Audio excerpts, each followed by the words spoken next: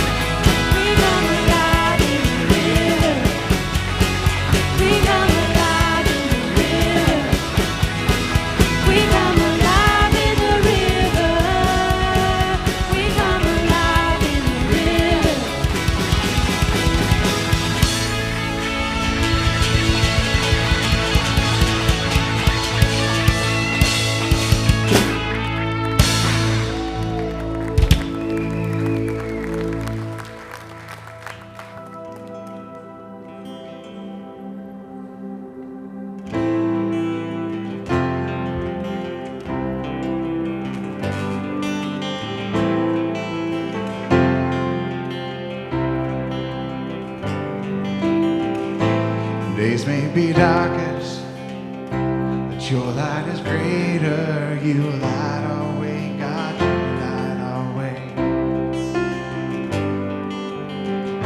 When evil is rising, you're rising higher with power to save, with power to save.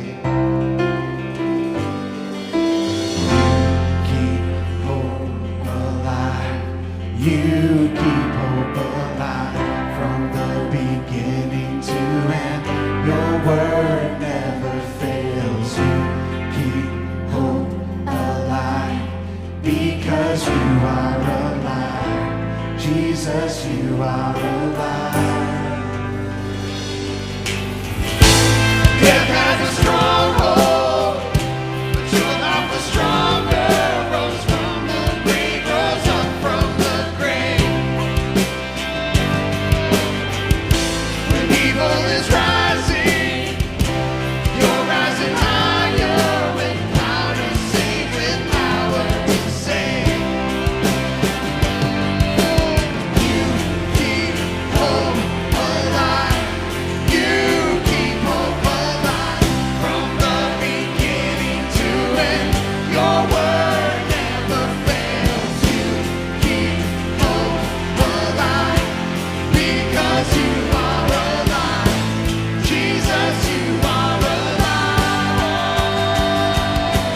There's hope in the morning, hope in the evening, hope 'cause you're living, hope 'cause you're breathing. There's hope in the breaking, hope in the sorrow, hope for this moment, my hope for tomorrow. There's hope in the mornings, hope in the evenings, hope 'cause you're living. There's hope 'cause you're breathing. There's hope in the breaking, hope in the sorrow, hope for this moment, my hope for tomorrow. You got this.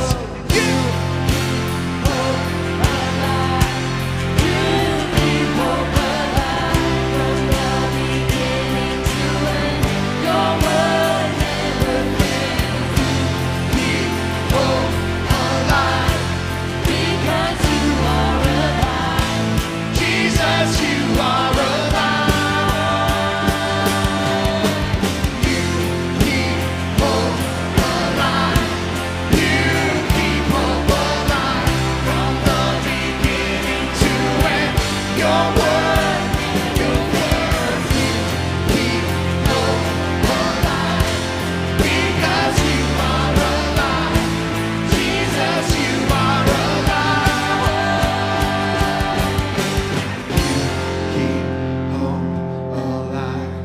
You keep hope alive from the beginning to end. Your word never fails. you keep Hope alive. because you are alive. Jesus. Amen.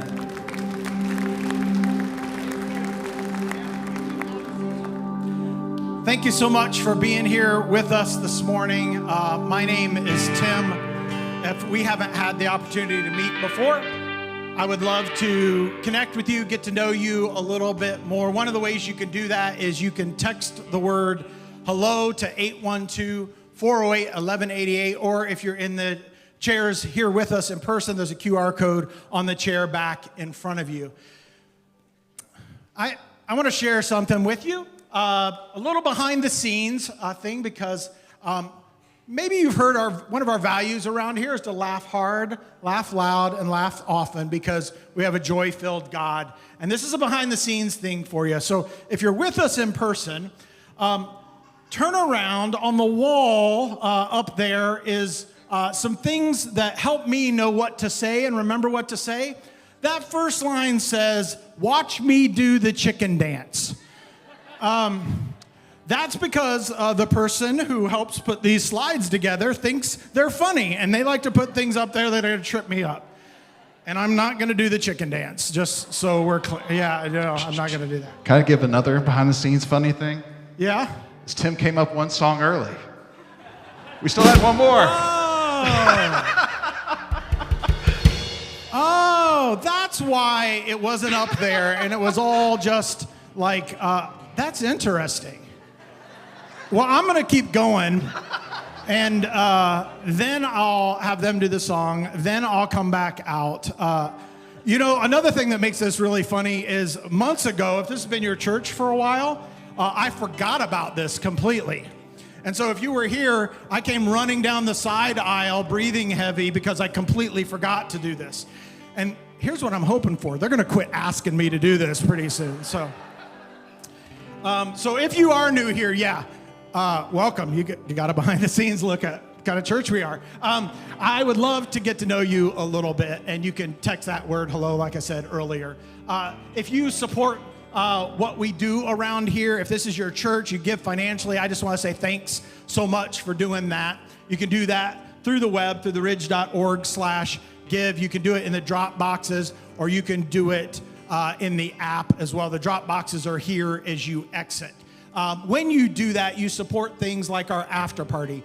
So today we are having an after party, what we call an after party for people that maybe haven't been around a bit or are looking to take their next step, connect with other people, get to know some folks, or maybe even consider what being in a group looks like. If you are interested in that, right after our second service, they're going to gather out here in the cafe, and you can connect out there, and they'll take it from there. But if you've already been to after party, maybe you've been around here and been thinking about groups, doing a group is a great way to get plugged in and connected. You can do that through the app. You can connect and say, hey, I want to join a group, and reach out that way as well. Well, this morning, after this song, okay, so I've messed this up, but after this song, Kyle, our student pastor, is going to come out, and they're going to cue up a video right after that to set him up. So I'm going to hand it back off to the band. They're going to do that song. I won't come out again, but I'm still really glad that you guys are here. Thanks. Give it up for Tim. Let's all stand together.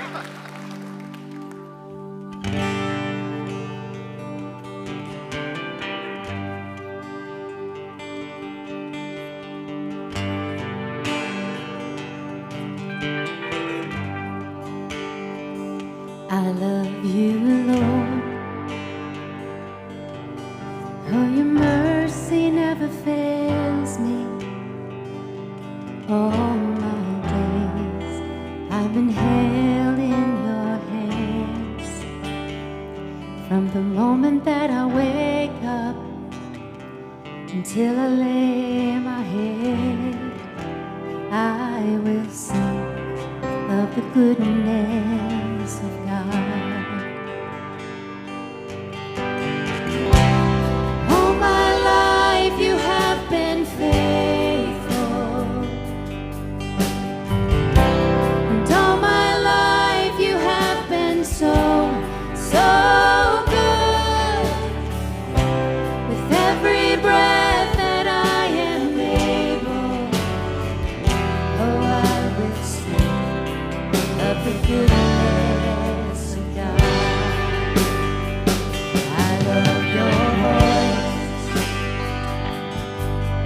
You have led me through the fire, and in darkest night, you are close like no other. I've known you as a father, I've known you as a friend, and I have lived in the goodness of God. Yeah, all my life you have been faithful, and all my life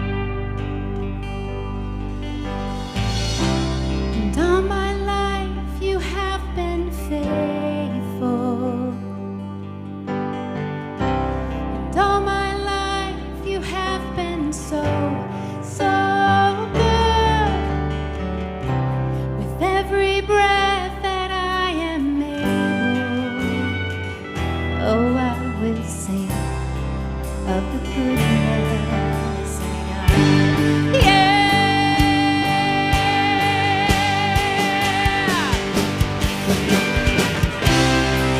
my life you have been faithful. All my life you have been so, so good. With every breath that I am able, I will sing of the goodness of God. I'm gonna sing of the goodness of God.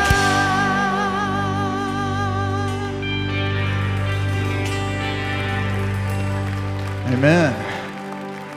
Now you may be seated and check this video out. Landon, if you had an extra hour in your day, what would you do with it?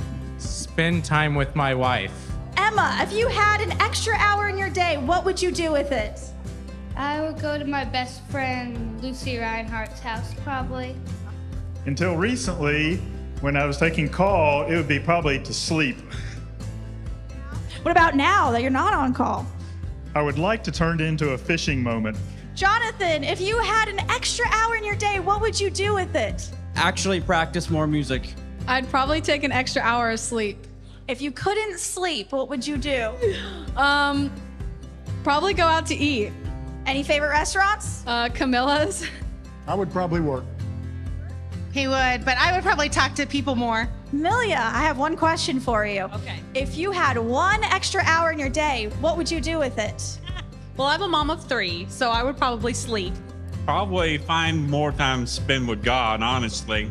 I don't think I really do that enough in my overall daily day basis, so. I'd probably, that's hard. I'd probably spend more time with God. I am here with Liz. Liz, if you had an extra hour in your day, what would you do with it? I would want to learn something new. I'd probably either go up to a stranger and say, hey, what's something I could learn, or just type it into Google. I also keep a notes app of things I want to learn. So I just try to learn something new. Tracy, I have one question for you. If you had one extra hour in your day, what would you do with it? Oh my goodness gracious. I would focus on some good me time. I would read or nap. Probably start reading and then nap. That's most likely. What's your favorite type of book to read? I like thrillers and scary stuff. Here with Dom. Dom, if you had one extra hour in your day, what would you do with it? Probably sleep, honestly. I sleep a lot more than I should, but I don't mind it at all. If you couldn't sleep, what would you do with it? If I couldn't sleep, probably hang out with friends. Kyle, if you had one extra hour in your day, what would you do with it? Something relaxing. Do you like to read? No. Do you like to watch TV? I mean, sometimes. What about, do you like to cook? I like to be fed. What would you like to have a dessert or time with your family? What do we think? I mean, just a 1 hour dessert with my family would be delightful. That's my best answer for now. Well, listen, I have some regrets about that clip, okay? That interview took place the day of the mission trip. I was in between about a dozen different things when Grace asked me a very reasonable question, what I'd do with one additional hour in the day. And honestly, I don't know if you saw, it broke me for a second. It broke my brain. Do you know what I'm talking about? I got a picture for you. I captured it. Yeah, you can see that's where the brokenness is. I'm so glad that everyone now has the ability with a phone who can just do a crop and enhance thing like you're in CSI. We can all do that now. This is the face of a broken man here. Have you ever been so just distracted by something else that you just were totally thrown by a straightforward question? I wasn't even sure at the beginning of that question if an extra hour was a good thing or not. I think there's some husbands in the room. We know that some questions are traps, okay? So once I made sure it wasn't a trap question, I felt good about it. And Grace very kindly led me to a very good answer about dessert. And honestly, I stand by that answer, okay? An hour of dessert with my family would be very entertaining. And I've been thinking about which dessert we'd eat because I know you were wondering. It's a warm chocolate chip skillet cookie with vanilla ice cream, okay? But that's only if we're in like a sit-down situation. Maybe you're more of like a drive-through family like we are. Maybe you prefer the cool treats of Dairy Queen. A former student of mine taught me 4 magic words to getting perfect ice cream at the Dairy Queen. And I'm going to tell them to you right now. So if you don't want to know, just cover your ears, okay? But here they are. Double extra Oreo Blizzard. You can do that, okay? Double extra Oreo. And if that sounds just like a brick of cookie, you're imagining it correctly, okay? It's wonderful. It's exactly what you want. And yes, my top 2 choices for dessert are warm cookie and cold cookie, okay? I'm very predictable like that. I don't think I could actually eat dessert for like a full hour, but like, I might try it once, you know? The rest of the hour would have to require 2 things, a place to relax and easy access to a bathroom. Pretty sure I'm lactose intolerant, undiagnosed, so not to brag. And I guess, you know, I'd want my family there too, so that's actually 3 things. I can't count. We'd probably play Mario Kart or something Pokemon related. Maybe we'd watch an episode of Bluey, the little Australian dog. Bluey's dad is who I want to be when I grow up. My kids said they would pick 1 hour of swimming while eating pizza and watching Star Wars, which honestly made me very proud. My nerd dad heart loves to hear those things, but question of the day is, how would you spend an extra hour? We saw that video that it was not actually planned for me to be the last thing. Just thank you, Kim, for putting that together and giving me my introduction today. But there was another video, and I counted up all the different responses that we had for the 1 hour that we would like to do with what we would do. And there were 39 different responses. And they fell into pretty much 4 basic categories, okay? And that was being with family and loved ones, resting and relaxing, growing in faith, wisdom, and creativity. And what's this last little one here? Oh, work. I can't say it's surprising, okay, because it creeps up on you like that. We'd love more time to grow in our faith. We'd like more time to grow in wisdom and in knowledge. To actually have time to grow creatively, artistically, that sounds so good, but the biggest thing we want, it's a virtual tie here. We want more time with our family and loved ones, and more time for resting and relaxing, because we don't get enough of either. This is week 3 of Time's Up. That's a series that started with Adam talking about prioritizing our time with God in mind. Last week, Reed talked about how impactful your time with community can be. So am I here today to talk about family or rest? Yes. It can be hard. It can be hard to untangle those 2 when we're doing them well. The reverse is true too, though. Often when we're struggling, something is off with our family life. Something is off with our loved ones. And I'm going to bounce between those 2 terms today, family and loved ones. But it's important, you know, the people we're talking about, they're the ones, you know, maybe you've known them the longest. Maybe they're the people in your life that your heart longs for, even when like you don't particularly even like them. And maybe you're related to them genetically, but not always. Some of you guys associate the words family and rest together naturally. And plenty of people in here, I'm sure, had a perfectly restful time just yesterday with family. But there are plenty of us that associate the words conflict and pain with family first. And if that's you today, I can relate. I've been there. I've lived that. However it is that you relate to your loved ones right now, I bet, or at least I hope, that you have a memory of a time when you were all able to be together in a way that was restful, a way that's peaceful. Can you think of one of those memories? Maybe you always would watch Colts games together. I know families that lived or died by what Peyton Manning did on a Sunday afternoon. There was even one particular Sunday evening where he beat my beloved Chicago Bears in the Super Bowl. I was actually on the phone with Adam talking smack about how they had scored a touchdown on the opening drive when Peyton Manning immediately shut my mouth. So I won't forget those ones.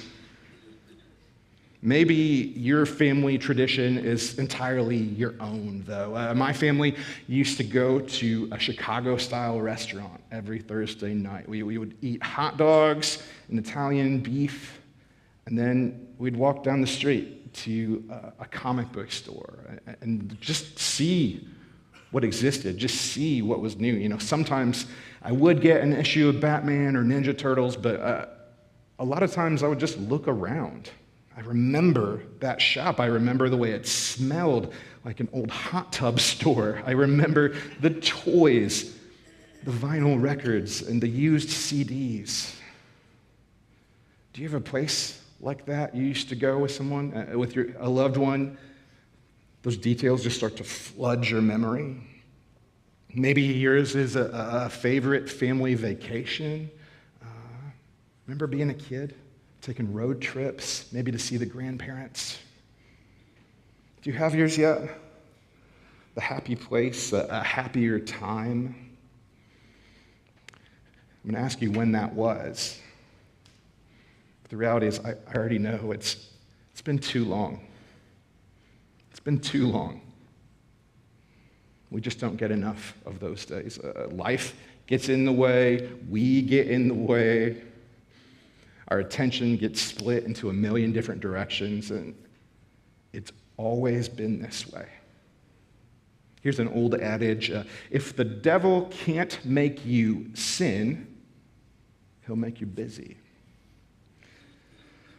It's almost an expectation, really, that no one has time for anything. I hear it out in the atrium every week. Hey, how have you been? Good, just busy, busy, busy. And we say it to ourselves, too. Tell ourselves we're too busy to pray. That's a big one. Sometimes it's just too busy to listen to that podcast, too busy to hang out. There's really no one day that people aim to just stop spending time together, but it just kind of happens. Parents of grown children, you know what I'm talking about. That time with them, that time together, is fleeting. We have to take every opportunity we can to restore rest. Because it benefits your own life, it benefits your friends and your families. It's a big idea today. We should make room to rest together. This hurried world is not going to slow down on its own. And thankfully, we have a God who knew we would need to be reminded to slow down. He actually built the pattern we would need to slow down as he built everything. Go with me here. This is the second chapter of the Bible, Genesis 2, verse 2. On the seventh day, God had finished his work of creation. So he rested from all his work. And God blessed the seventh day and declared it holy because it was the day when he rested from all his work of creation. The word rested, used a couple of times here in the original Hebrew language, is Shabbat, which also today we'd say Sabbath. Sabbath means to stop. It means enough. Kind of like a clocking out, but it also means to delight. So God's rest means the end of work and the start of celebration. Those directions from God were for people in the very beginning. This was the very beginning of people coming together to praise God as a unified group. And who was that group? Well, it was their families. It was the people who they did everything with. At the time the book of Genesis was formally recorded, God had just rescued his people from slavery to the Egyptians. And it wasn't all sunshine and roses, though. They were running out of food in the desert. And God provided food for them through a special bread he sent. It was called manna. Literally means bread from heaven. They were able to collect manna every morning off the ground. Every morning except the seventh day. You see, God provided a double portion on the sixth day to make up for what they wouldn't have on the seventh day. He wanted them to rest on that last day. He provided a double portion to make up for it so that we would be able to rest. It's that 6 days on, 1 day off pattern. God wants his followers to rest and make sure everyone in their households are resting too. So, did the people of God just do what he asked and live happily ever after? The answer to that is always no. No, they did not. This is Exodus chapter 16, verses 28 and 29. The Lord asked Moses, "How long will these people refuse to obey my commands and instructions? They must realize the Sabbath is the Lord's gift to you." They did not realize.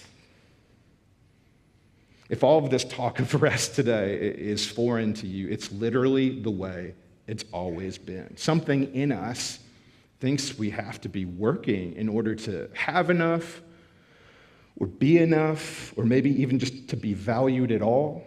But my friends, God is the one who gives us value. God is the one who is enough, not you. Not your list of accomplishments and not your take-home pay. When work is your default, rest can feel like an interruption or even like a punishment, time out. But God modeled during creation that is okay and necessary to stop producing and rest. We can stop producing and trust him. Rest is a blessing to receive and not a rule to follow. God is setting the standard of rest so we'll actually do it because we just don't get enough. He wants to lead everyone to restorative rest. In the New Testament, Jesus calls himself the Lord of the Sabbath, the Lord of rest. Sign me up for him. Jesus promises that rest will one day be eternal. My friends, 30 minutes on TikTok is not rest. And 30 minutes of the news is not rest either. I don't care which channel you like. We're not always able to recognize it when rest goes missing from our lives, at least not rest as God sees it, because real rest follows his example to both stop and delight. So delight in what exactly? Everything. All of God's creation. You can marvel at it like a brand new baby takes in just the whole world around them. Like a kid looks at Christmas lights, or like the wise men used to look at the night skies. God's creation is good enough on its own without us getting overly involved. You need to look at things the way Bill Nye looks at science, or the way little Kyle looked around the comic book store, or read Narnia books. Look, I know I said in that video I don't like reading, but the truth is, I love reading. I just don't think I have time for it. But that is a reason that I love audiobooks. Do you guys know about audiobooks? You can listen to a book, usually read by an author, all sped up. And that way you get done sooner. You don't lose your place in the book. And the added bonus is that every one of those books sounds like they're being read by Alvin and the Chipmunks. The first audiobook I actually did do, it's called reading, but you're listening to it. First audiobook I read, though, was called, ironically, The Ruthless Elimination of Hurry. So I listened to that at double speed. I did not do that book correctly. It was never going to be an easy read, but here's a couple excerpts I want you to hear because they're really good. One is this: hurry is violence on the soul. Another one is like this: hurry and love are incompatible. It's from a pastor named John Mark Comer. Hurry and love are incompatible. If that statement particularly bugs you, I think it's because part of you knows it's true. Think of the go-to verses at like every wedding you've ever been to. 1 Corinthians 13, you hear it. Love is patient. Being patient is the exact opposite of being hurried. Love and hurry are not compatible. But resting means more than just the absence of work. We have to actively seek it out. We have to shape our lives to fit God's pattern. Remember that original rhythm, 6 days on, 1 day off. Could you find 1 day a week to devote to rest? I know that here in this country, we think we have like 5 days on and 2 days off, but I would argue it's closer to 7 days on and none days off. Saturday was the original day off in Genesis, but now we use Saturday for all kinds of extra work. We work around the house, do all kinds of chores, or maybe you spend it chauffeuring to like all the tournaments. So how can we combat the hurry? There's a couple good steps. The first is this: rest together. So how can you be sure to actually do it? How can you be sure that it will actually help? I have one weird trick, okay? It's this. Give your time together a gimmicky theme, okay? What do I mean? Glad you asked. You've all heard of Taco Tuesday, right? LeBron tried to buy that, but he's not allowed to because we all use that term. Taco Tuesday? Or how about Way Back Wednesday or Throwback Thursday? Those are days of the week you dedicate to nostalgia. I could do that. I've been trying to institute Sleepy Sunday in our house, where we just come home and take naps the rest of the day. We don't have it all figured out at our house by any means, but we spent an hour last week coming up with all of our many family traditions that we love, things that we've just always loved doing together. We have to be willing to let our kids add to those existing traditions too. For instance, I was telling my daughter about comic night that I used to have with my dad, and she said, "Oh, is comic night when you read comics together?" That had never been part of comic night before somehow. But we did. Just last week we did. And it was wonderful. It was so good to read together again with her. It's been a minute. Probably the last books we read had like animal finger puppets in it. She's 9 now. It's not too late to read again. It's not too late to do some of those things you used to do with them again. Make more of those times. Read together. Play together. For instance, we have a rule in my house called family hug, and we can each call it once a day. And we all have to stop what we're doing and huddle up together for 1 minute. I don't know if I came up with that or if Daniel Tiger came up with that. And he's actually a good example for our last mini point here.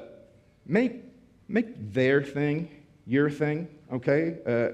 I lost a lot of time trying to get my kids interested in the black and white square version of Mr. Rogers' Neighborhood. And look, I think you guys know the song. It's a beautiful day in the neighborhood, a beautiful day for a neighbor. No one's singing. All right, that's fine. We'll cut that part for second service. But it's a good song, okay? Fred Rogers was his name, and Mr. Rogers himself just couldn't hold a candle to his animated tiger protege. My kids were weak to the many HD widescreen colors that he offered. So they like the new version. I like the old version, okay? But in order to interact with my kids about it, I have to learn their thing. I have to learn the new characters. I have to learn the new song. And that's where parents of older kids can learn something too. It's easy to say, been growing distant from someone or growing apart. It's a lot easier to do when you have not been trying to learn what they love. You have to learn what they love. And if all of your mini traditions sound almost like they're like a dad joke, that's when you know you're about right. You're about cheesy enough. And then all you got to do is lose track of time. You know you're resting correctly when you lose track of time and can't believe how long it's been. You know, maybe you only see your kids once every other weekend, or maybe the last time you saw your buddies in person was for a wedding that's actually no longer legally in effect. Without getting into a whole other message, friends, families, all loved ones can bring complicated feelings. You know, maybe there's a good reason you don't interact like you used to. But to you, I ask, could you start with 15 minutes? Genuinely. Maybe before that, you send a text with words like, I don't know where to start, but I miss you. Ask God to move through your words.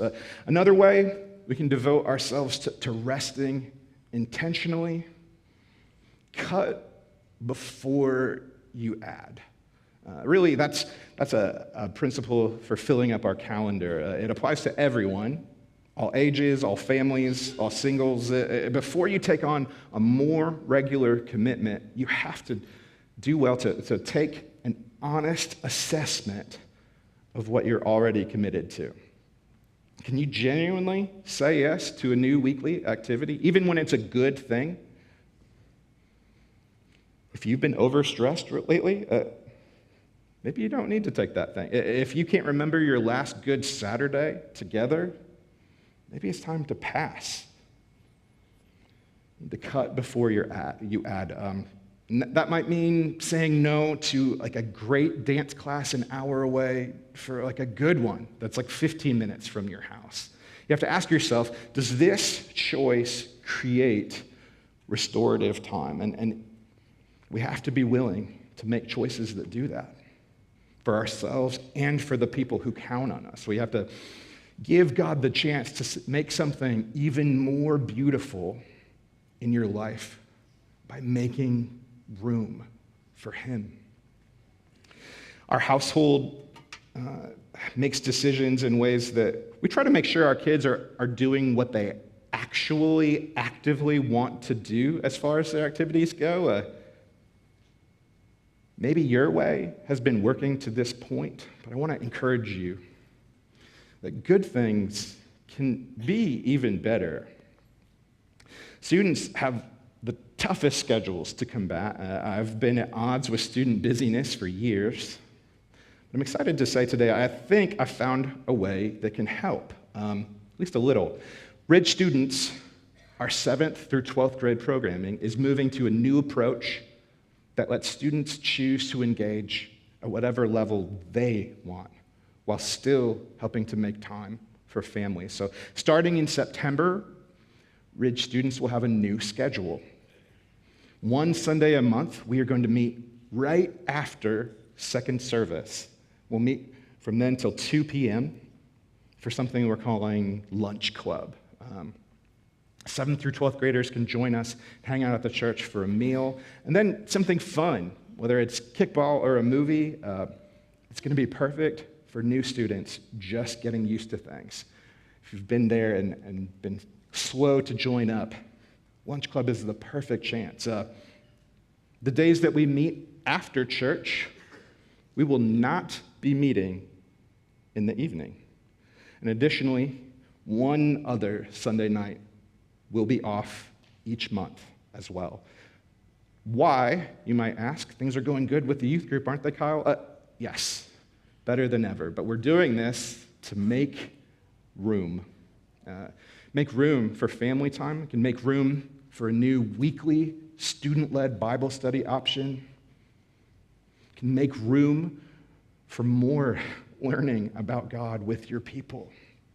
I could do this for an hour, but I won't do that to you, not right now. If you're interested in hearing more about the future of student ministry, come tonight to our open house from 6 to 8. There will be worship, games, and we'll have a cereal bar before you come and hear about the year to come. In a nutshell, though, the plan is to meet kids at their pace and their preferred speed in the journey of faith, because we exist to help students take their time. In a book called Sticky Faith, Dr. Kara Powell of the Fuller Youth Institute says, kids experience Jesus Christ when adults in the church give them grace, time, and genuine love with no hidden agenda. If you've been on the edge about this before, let this be the push you need. So come hang out from 6 to 8 tonight if you're a student or a parent. Maybe the new schedule helps you free up enough time to be a mentor, or maybe a volunteer. We need you. Our kids need you. You can fight the good fight for teenagers alongside us. And you can smell all of their many smells. If that sounds like fun to you, scan the QR code in front of you. It's on the chair. Fill out the mentoring interest form. We'd love to have you. We're almost out of here, but I keep thinking about that chart from the beginning that had our whole array of interview responses, what we would do with that one more hour of time. I think any combination of these goals are the right blueprint for working together, except for work. It was a bummer to see work on that list, but I can sympathize, like our friend in the video who said he was having trouble to adjusting to life without being on call. Now, I've been there. When I haven't been working at churches, I've worked a few different jobs in the child welfare world. I've worked residential, I've worked foster care, but the most difficult thing for me was as a family crisis worker. My organization would get a call at any time of day from police stations dealing with families. Sometimes a child had run away, or sometimes they were being prevented from returning home, and it was my job to make a written compromise that everyone could agree to in order to go home. Sometimes those crisis conversations would go for hours. Sometimes they went multiple days. Sometimes the families never reunified. And sometimes they did. And the families that made it, without fail, were encouraging and patient. And conversations that didn't end so happily, though, are the ones that really stick with you. Once I spent 3 days with a father and daughter who just couldn't agree on anything. I thought I'd found a real break in their case when I learned that they'd both spent several hundred hours playing a fantasy game called Skyrim. I brought that up pretty confidently, thinking, oh yeah, we're gonna bond over this, and instead, they just berated each other over making all the wrong choices in the game. They were both over level 250. I don't even know how long that takes to get, but they never played a minute of it together. And they never talked about it. I love video games. This is not a guilt trip about that, but this is a reminder to make your life accessible to your family. In the end, I helped that girl book a train ticket to a family member on the East Coast. If you've been struggling to connect or reconnect, here's one tip I used to give every family in crisis that I worked with. This week, just once, for 1 hour, rediscover the joy of one thing you used to do together and make room for it. Even if it's just you the first week, you can always add people to the fun later. Some people like to shoot hoops. Some people like card games. Some people like taking the long way home. I've enjoyed taking Route 31 when possible instead of 65 lately, and just using that extra time to talk, maybe call an old friend, maybe use it to call your mom or dad or your grown-up son or daughter. If I have the kids with me, I'll introduce them to old songs I used to love. And then I open it up so that I can learn their favorite songs. It doesn't matter how active your activity is, just make time for together. You guys pray with me? Father, please forgive us. We still don't know what we're doing. We pray that you would give us the ability to have unity in our families. We pray that you would give abundant time to us so that we might be able to spend those days with our loved ones in meaningful ways. And God, we ask more than anything that you would help us to seek rest at least as hard as we schedule what steals it. We pray this today in Jesus' name.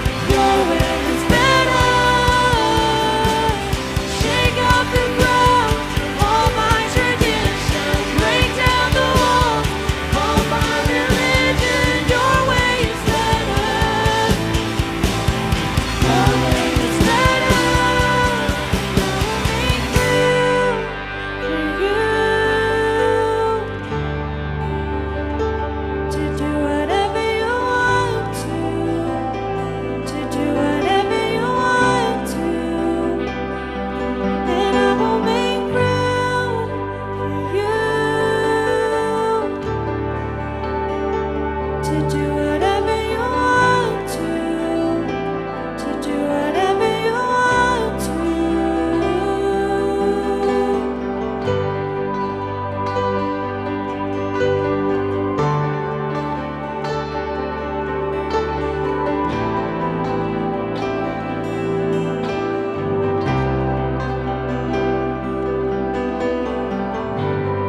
Here is where I lay it down. You are all I'm chasing now. This is my surrender. This is my surrender. Here is where I lay it down. You are all I'm chasing now. This is my surrender. This is my surrender.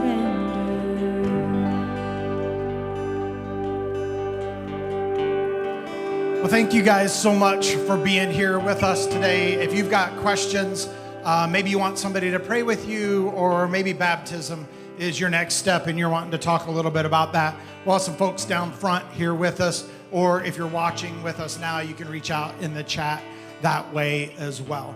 Don't forget the after party today after second service, meeting in the cafe. Thank you guys so much for being here. Have a great week.